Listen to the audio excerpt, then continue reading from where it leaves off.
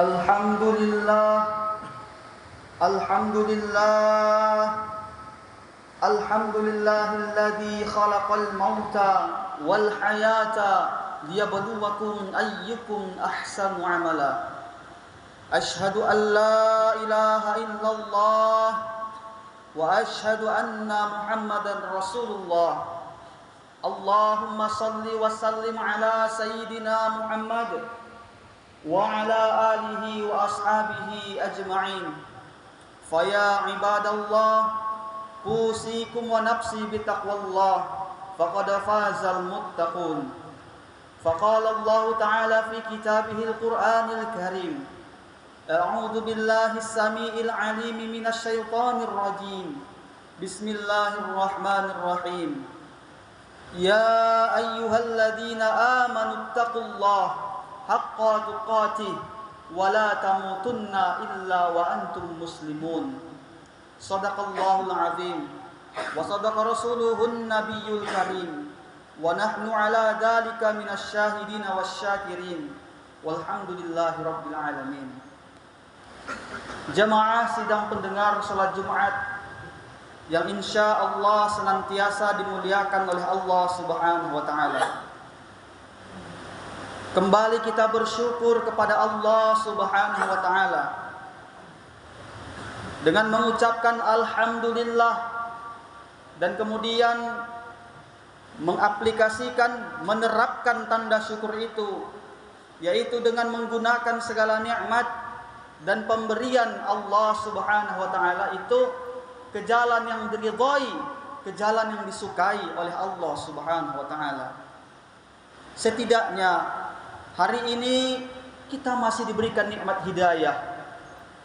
Karena hidayah begitu mahal, tak bisa dibeli dengan uang, tak bisa dibayar.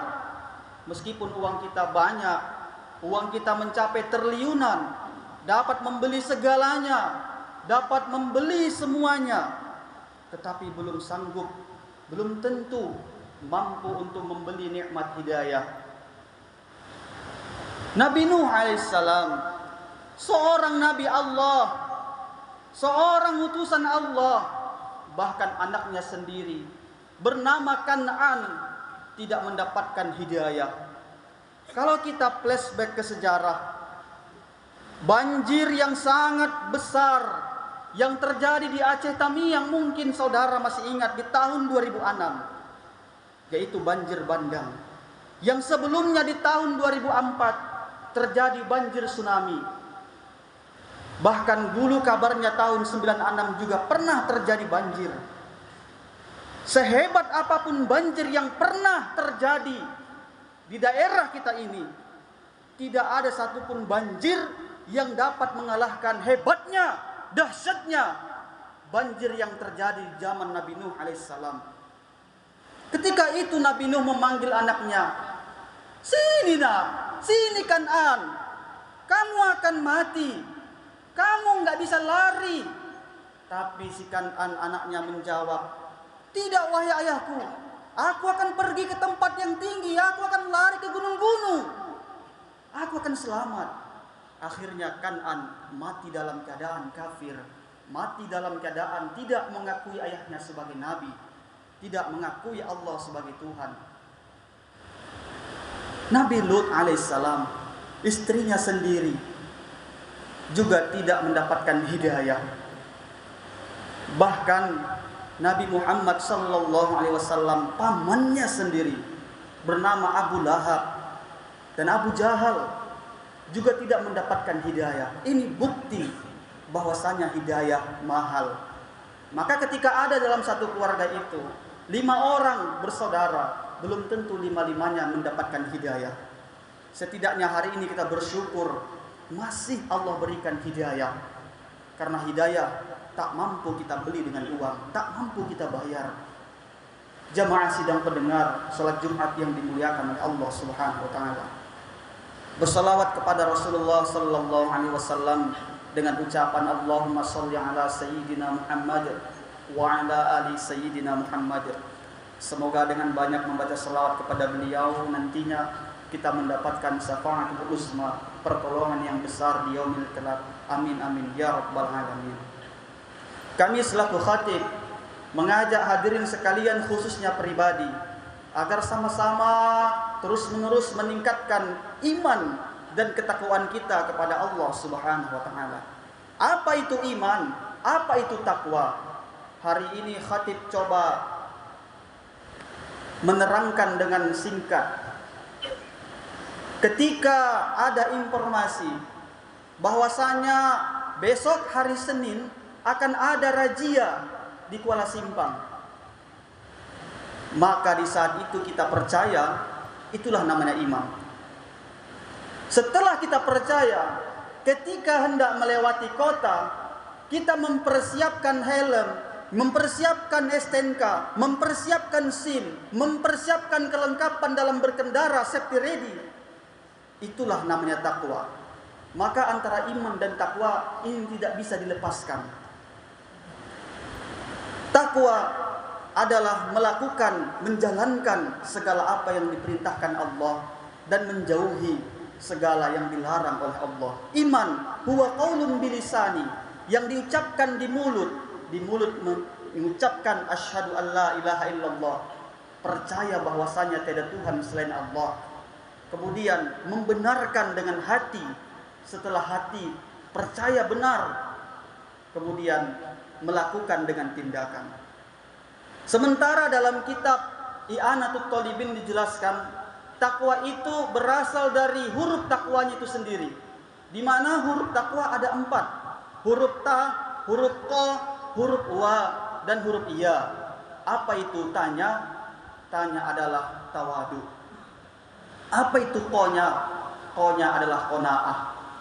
Apa itu wa dan iyanya? Insya Allah pada pertemuan yang akan datang akan coba kita kupas.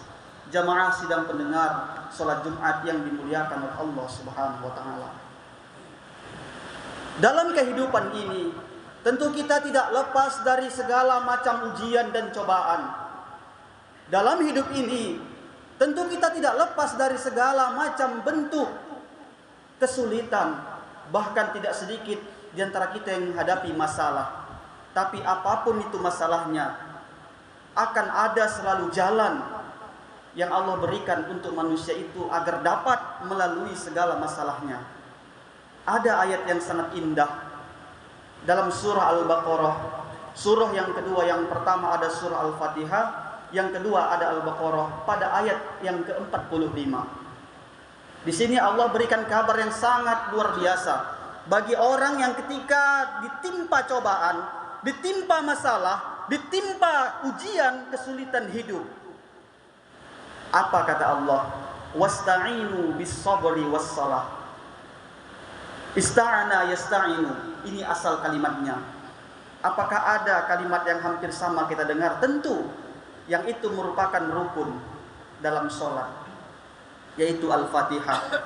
Dimulai dengan Bismillahirrahmanirrahim, kemudian Alhamdulillahirabbil alamin.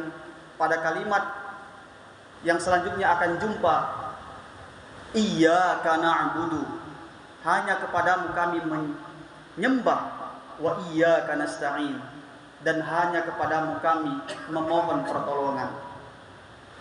Tapi kalimat perintahnya, fi'il amarnya, wasta'inu, artinya adalah minta tolonglah.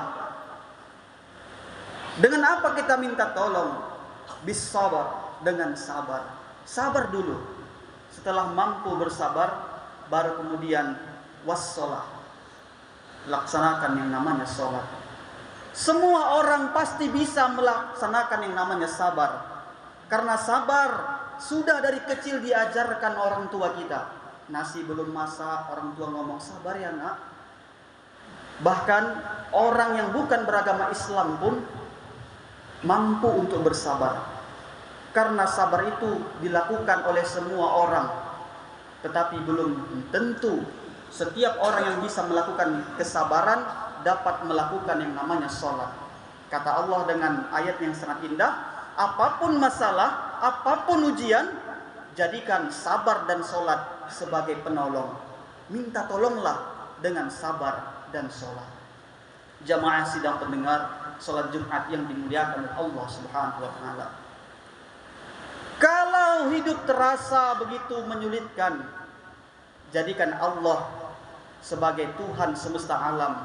Andilkan Allah di dalam kehidupan. Ketika hidup terasa begitu sulit, terasa begitu pahit, terasa begitu sempit, besarkan Allah dalam hati. Ketika ujian yang begitu bertubi-tubi datang, tak ubahnya seperti air hujan. Saat kita berada di suatu jalan, tiba-tiba hujan membasahi kita, turun yanzilu minas sama ilal ard, turun dari langit ke bumi. Di saat itu kita bingung, mengeluh pun kita, buat status pun kita di Facebook, belum tentu dapat mengubah yang tak hujan, yang hujan jadi tak hujan. Tapi setidaknya kita masih ada mantel, setidaknya kita masih ada payung. Setidaknya dengan mantel dan payung bisa membuat kita tidak basah. Ketika ujian besar dalam hidup itu datang kepada kita, belum tentu mampu kita hentikan segera. Masalah datang belum tentu selesai seketika. Tapi setidaknya dengan sabar dan sholat bisa membuat hati lebih tenang. Jamaah sidang pendengar salat Jumat yang dimuliakan oleh Allah Subhanahu wa taala. Sebesar apapun masalah kita, andilkan Allah dalam kehidupan. Besarnya dosa kita, ada Allah yang lebih besar. Barangkali ini saja yang dapat khatib sampaikan, kiranya dapat bermanfaat buat kita semua, khususnya pribadi. Kami tarik kesimpulan, ketika ada masalah, kesulitan, ujian dalam kehidupan, ingat selalu bahwa Allah bersama dengan kita. Ada ayat dalam surah Al-Baqarah juga yang mengatakan, wa idza sa'alaka ibadi anni fa inni qarib. Jikalau bertanya hambaku kepadaku, seberapa dekat Allah denganku, kata Allah. Fa inni berasal dari kata inna yang kemudian ditambah dengan domir. Domirnya itu domir ana, huruf iya mati. Inni, kata Allah. Fa inni, maka sungguh aku. Sementara inna itu adalah harful taukid, huruf penguat.